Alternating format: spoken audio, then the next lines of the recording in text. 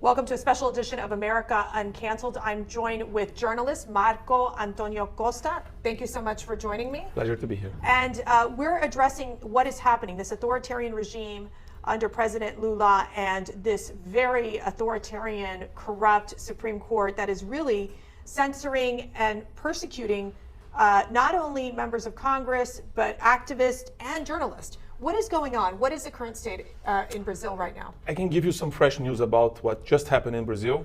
They inaugurated a center to combat disinformation and protect democracy. You know by whom? By whom? By the Justice Alexandre de Moraes, which is the main reason why we are here in Brazil.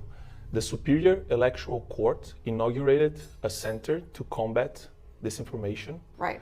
And obviously, they are targeting all the conservatives in Brazil doing that. And who's in charge of the center? Have they announced who's in charge of the center? Or? The justice. Oh, the justice is yes. in charge. So let's remember here in the U.S., we saw this with President Biden, where under the Department of Homeland Security, they were pushing this sort of idea of a disinformation center as well, very similar to what you all are doing.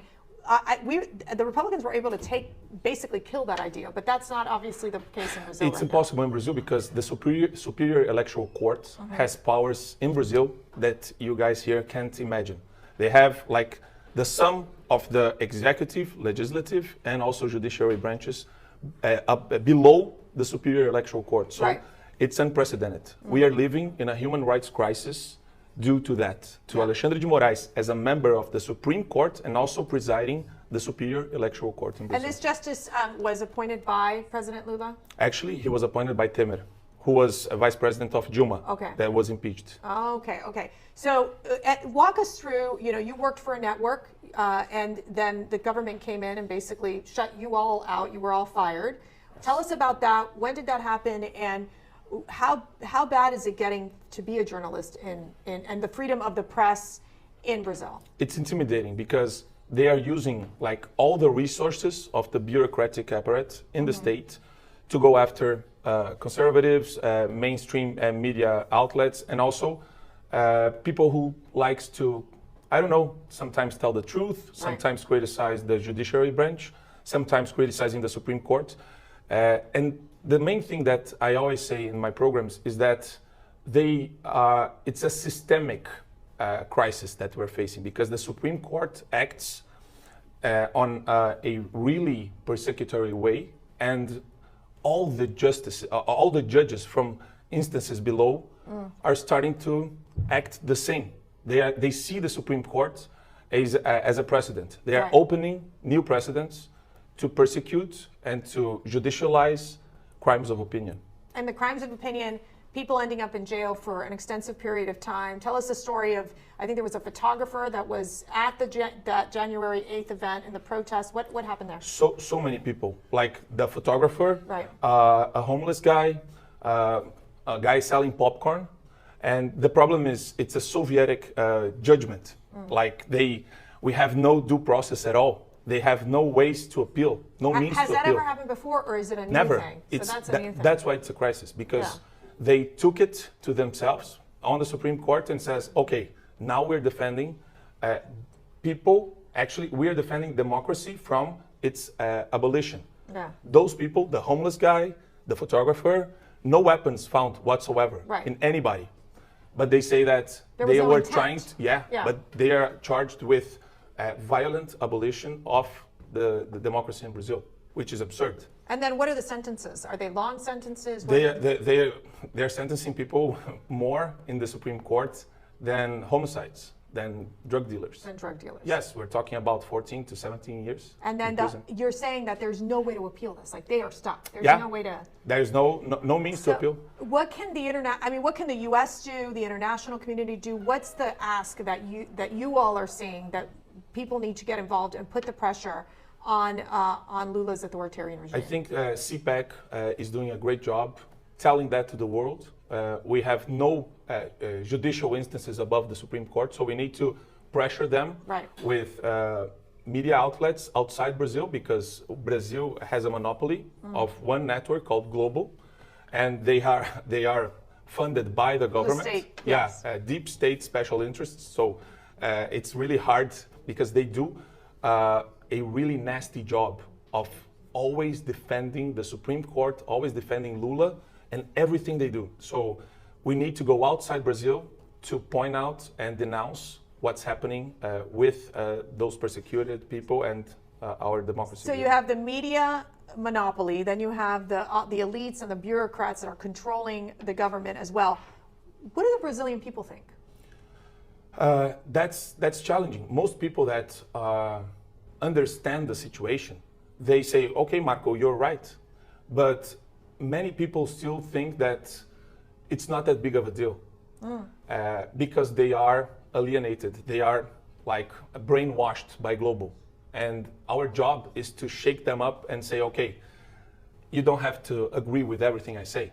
I'm a conservative, you may be not, but what's happening, it's just unfair, illegal, right. And those crimes committed by the justices should be punished. That's the discussion we should have. The other thing is, tell us, what made you decide, okay, I'm going to want to be, I'm a conservative, I'm going to fight. Because there's people, and I'll tell you, in my own family, my father was a political prisoner, was either he could have stayed quiet, let the government take over, which they were taking over his businesses and everything else, or you stand up and fight. What's driving you? Why do you think it's so important to fight right now? Because it has to be done. I think we have a role to play here to denounce all acts of tyrants should be denounced, no matter if they come from the judiciary branch, the legislative branch, or the executive branch. And what's most unprecedented in Brazil is that we are facing something that you guys can't imagine. You have progressives in your Supreme Court, but they still voted to make Trump eligible. Yeah, keep him on the ballot. Keep him on the ballot, okay? So that's fair. Yeah, for now. For now. Yes. But in our Supreme Court, they have much more power than yours. Yes. I told them here a few days ago, like they judge, they sentence 103,000 cases each year, whereas your Supreme Court judges decides on rules on 80 cases a year. So it's unimaginable power, and people see that as some wrongdoing and something that should be denounced, but they are afraid. But that's the problem. Silence is never an option. Yeah. If you don't say what's happening in Brazil and you are a journalist, then either you are an accomplice or a coward. Both of them are helping the tyrants to go away and to remain, to maintain Brazil in this. This is not a democracy anymore. We are living under fire by the Supreme Court. And why should the people in America care? Because we are in the same group. We are people like you. I think, just like me, like, what do you gain from denouncing that? If you could go and say, do a program about anything else, right? You see, because it's the right thing to do. Like, if you are conservatives and you want to defend the US and the world, you are the largest conservative group in the world, I think that's a moral obligation to do what's right. Yeah. Besides, we can talk about illegal immigration coming from Brazil. We can talk about political rights in Brazil, but it's just the right thing to do as a moral obligation. Well, you want these countries to prosper, because when these countries prosper, the U.S. also prospers. It both can mutually grow together. So we want to thank you, Marco Antônio Costa, for joining us. I think it's such an important conversation. I know here at CPAC, we stand with the work that you all are doing. We stand for freedom, and we will continue to follow this incredible and really, I think, just tough situation that your people are experiencing. So thank you so much for being with me. Thanks for having me.